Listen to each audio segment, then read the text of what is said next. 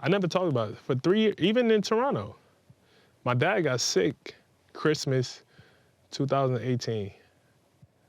My last year in Toronto, my dad got sick, went in the hospital. I flew home a couple days before Christmas, sat with my dad, and he was in the hospital for the next, in and out the hospital the next 3 years after that. So from 3 years, I done flew from Boston to LA, LA to Toronto, by myself, played in the game. Did the same thing in San Antonio, but nobody never knew. It was times I flew in the day of the game and played from seeing my dad. So leave LA, fly in game day and play that night. Play that night. I did it so many times, countless times. I never talked about it. Never talked about it. I mean, how difficult was that when you were making these trips and then having to go to work? It was the most.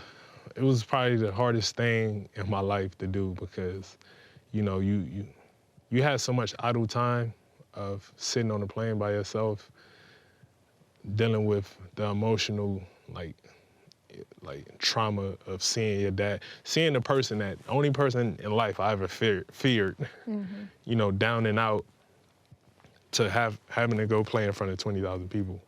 You know, it was like the emotional roller coaster that I dealt with for, you know, 3 years was one of the toughest things ever because one, I never wanted to be a distraction to my teammates, to the game or nothing. So, you know, I dealt with everything I dealt with personally, and I didn't want to be loud about it. I didn't want nobody necessarily feel sorry for me and everything, but I also wanted to be there for my teammates and my family, you know what I mean? So to carry those emotions consistently, you know, behind the scenes and nobody knew, you know, it was tough. Like, it was tough. Like, even when I lost my dad, I was in a hotel in Charlotte, like, just finished playing the game, fly home, you know, home a couple days, and I flew back with the team playing the game, fly back home, go to his funeral, leave his funeral and go play it.